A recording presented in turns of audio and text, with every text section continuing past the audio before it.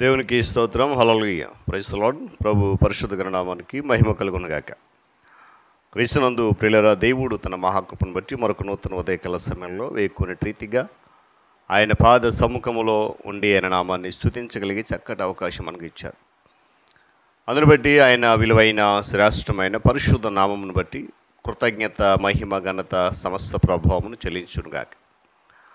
క్రీస్తునందు ప్రియులైన దైవజనులు, స్నేహితులు, విశ్వాసులు, సహోదరులు, ఈ కార్యక్రమాన్ని వీక్షిస్తున్న ఆత్మీయులందరికీ మన రక్షకుడును ప్రియుడైన యేసుక్రీస్తు వారి ఉన్నతమైన నామంలో ఉదయకాలపు శుభములు మరియు వందనాలు తెలియజేస్తాను. మీరంతా బాగున్నారు కదా? చాలా సంతోషం. దేవుడు మిమ్మల్ని, మీ కుటుంబాలను దీవించి ఆశీర్వదించును గాక.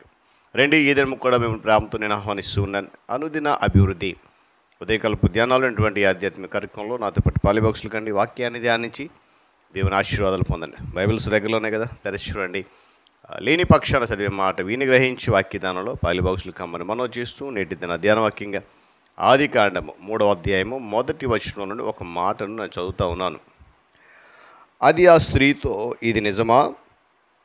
ఈ తోట చెట్లలో దేని ఫలములనైనను మీరు తినకూడదని దేవుడు చెప్పానా అని అడిగాను. దేవుడు తన పరిశుద్ధ లేఖన మాటను మన కొరకు దీవించును గాక. తలలోంచి కన్ను మూసుకుందాం, ప్రార్థన చేద్దాం. ప్రేమ కలిగిన మా తండ్రి, వందనాలు. మహాగణుడవు, మహోన్నతుడవు, సర్వాధికారివి, సర్వశక్తిమంతుడవు, స్తోత్రాలు. తిరిగి మనకు నూతన ఉదయకాల సమయంలో ఆయన నీ పాద సముఖంలో నిలిచే ధన్యత మాకు ఇచ్చావు.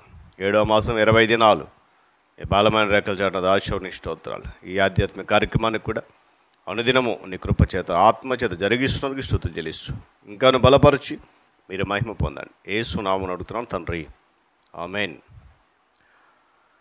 చాలా సంతోషం ప్రియులారా. చదువుకున్నటువంటి ఈ మాట బహుశా తెలియని వారు ఎవరు కూడా లేరు.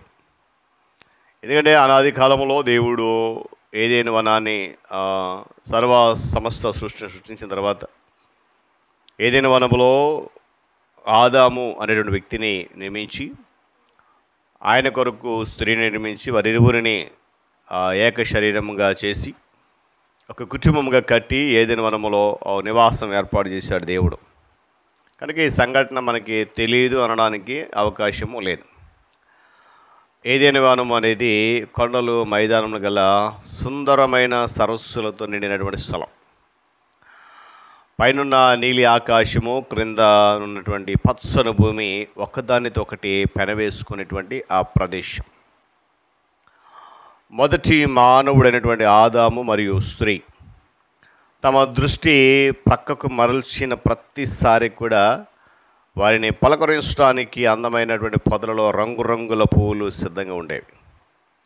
సింహము మరియు గొర్రె పిల్లలు వారి చుట్టూ కూడా సమాధానంతో ఆటలాడుకునేవి. పూర్తిగా ఎదిగినటువంటి ఆ ఇరువురు పసివాళ్ళు తరచుగా తమను కలుసుకోవడానికి వచ్చేటువంటి దేవదూతల సహవాసంలో నిత్యము ఆనందించేవారు.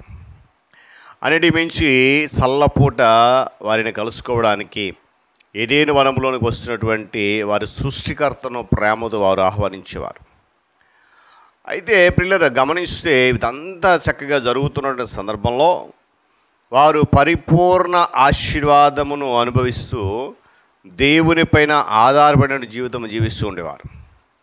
ఇలాంటి స్థితిలో వారికి ఒక షరతు ఉంది. ఏమండి?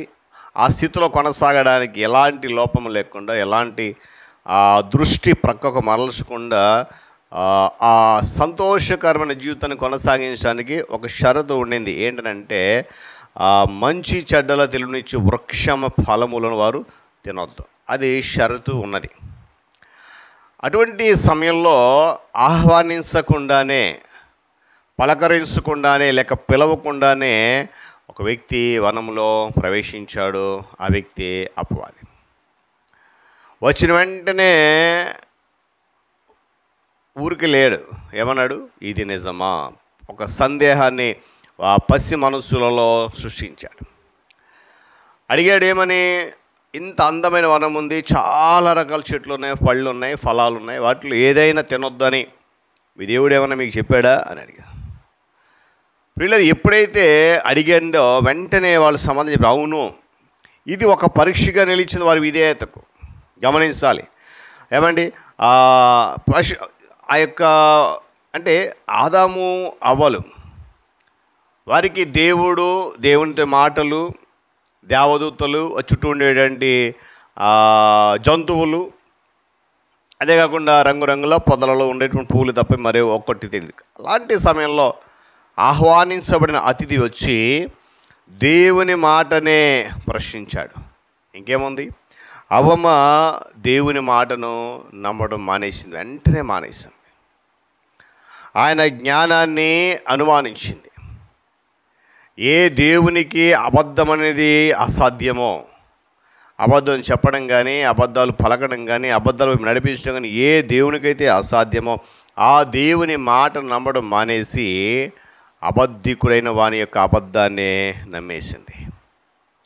గమనించాలి, దీని పర్యావసనం ఏంటో తెలుసా? వారు ఏదేను వనంలో నుండి బయటికి నెట్టివేయబడ్డారు. మన ఆది తల్లిదండ్రులు చేసినటువంటి మొదటి పాపము దేవుని మాటను నమ్మకపోవటమే. నిజమే, అవిశ్వాసము పాపములన్నిటిలో కల్లా భయంకరమైన పాపం. అవిశ్వాసము పాపం మాత్రమే కాదు, కానీ అది మనలను మరణమునకు నడిపిస్తున్న విషయాన్ని గమనించాలి. ప్రియులు గమనించాడు, దేవుడు లేడు, అన్ని మతాలు ఒకటే, ఆ చర్చిలో సభ్యత ఉన్నట్లయితే రక్షించబడినట్లే అని చెప్పేవారి చెవులలో ఈ సత్యము బిగ్గరగా చెప్పబడాలి. గమనించారు, ఉదయకాల సమయంలో మనము క్షమించబడిన దేవుని కుటుంబంలోనికి అంగీకరించబడడానికి దేవుడు విధించిన షరతు ఏమిటంటే మనము ఆయన కుమారుని నమ్మాలి. దేవుని స్తోత్రం చెప్పండి. మరి ఏదైనా సరే రెండవ స్థానంలోనికి వస్తుంది. మొట్టమొదటి మనం చేయాల్సింది ఏంటంటే ఆయన ప్రియకుమారుడిగా పంపబడినటువంటి మన రక్షకుడైన యేసయ్యను మనం నమ్మాలి. అందుకే అంటాడు, విశ్వాసం లేకుండా దేవునికి ఇష్టడైనట అసాధ్యం. కనుక మనం చేయాల్సిన ప్రార్థన అంటే, ప్రియమైన దేవా, వేలాది మంది విశ్వాసం నుండి దూరం అయిపోతున్నటువంటి ఈ దినాల్లో సాతాను యొక్క అబద్ధంలో నేను నమ్మకుండా క్రీస్తులో మాత్రమే ముగించబడిన నీ కార్యాన్ని నేను నమ్ముతూ విశ్వాసం ద్వారా నడుస్తూ ఈ పవిత్ర వాక్యములో గుప్తమైన సాధారణ సత్యాలకు నేను విధేయుడగినట్లు సహాయం చేయని చెప్పి ప్రతి విశ్వాసి కూడా చేయాలి. ఎందుకంటే ప్రధాన పాపం ఏంటంటే విశ్వాసం లేకపోవడమే. ఏమంటే విశ్వాసం లేకుండా ఉండడే దేవునికి ఇష్టడుగా ఉండడం అసాధ్యం. ఈ ఆహ్వానించబడిన అతిథి నేటి దినాల్లో కూడా మనం ఆహ్వానించకుండా మన జీవితాలకు వస్తున్నాడు, మన కుటుంబాలకు వస్తున్నాడు. దేవుని మాటను సందేహిస్తున్నాడు. దేవుని మాటను ఏం చేస్తున్నాడంట? ప్రశ్నించడం మొదలుపెట్టాడు. ఆ ప్రశ్నకు జవాబును చేయాల్సిన పని ఏంటంటే, నేను దేవుని విడిగా ఎదగాలనుకుంటున్నాను. కనుక ఉదయకాల సమయంలో ప్రధాన పాపం ఏదైతే ఉందో ఆ పాపం అనగా దేవుని మాట నమ్మని ఆ పాపం, దానిని ఆ జీవితంలో మన జీవితంలో ఉండి ఆ లక్షణాన్ని తొలగించుకుని సంపూర్తిగా దేవునికి లోపడదాం. దేవుడి మాటలు మాకు దీవించును కాక. తలలో ఉంచుకొని నమస్కారండి, ప్రార్థన చేసుకుందాం. మహోన్నతుడా, సర్వాధికారి స్తోత్రాలు. తిరిగి మనకు నూతన ఉదయకాల సమయంలో నీ పాదసం నిలబెట్టుకున్నాం. నీ వాక్యం ద్వారా మనం గద్దించావు ఆయన. ఆనాటి మా ఆది తల్లిదండ్రులైనటువంటి ఆదమవ్వలు ప్రధాన పాపము నీ మాట నమ్మకుండా విశ్వసించకుండా మాటను అవిధేయత చూపించడమే ప్రధాన పాపం. కనుక నేటి దినాల్లో కూడా ఆహ్వానించబడిన ఆ వ్యక్తి, ఆ అతిథి మా జీవితాల్లో కూడా ప్రవేశిస్తూ మమ్మల్ని శోధిస్తూ ఉన్నాడు. ఏ పాపం అయితే మేము మానేసామో మరలా తిరిగి ఆ పాపం వైపు నడిపించడానికి శోధిస్తుండగా ఆ శోధనను జయించగలిగే శక్తిని మాకు ఇచ్చి నడిపించమని ఈ ఆధ్యాత్మిక కార్యక్రమంలో పాల్గొంటున్న అనేక మంది బిడ్డలను మీరు బలపరిచి నడిపించి స్థిరపరిచి మీరు మహిమ పొందండి. యేసయ్య శక్తిగల నామములో అడుగుతున్నాను మా తండ్రి, ఆమేన్. త్రియేక దేవుని దీవెన, ఆయన సన్నిధి కాపుదల సదాకాలం మనందరికీ తోడేండి నడిపించును గాక. ఆమేన్.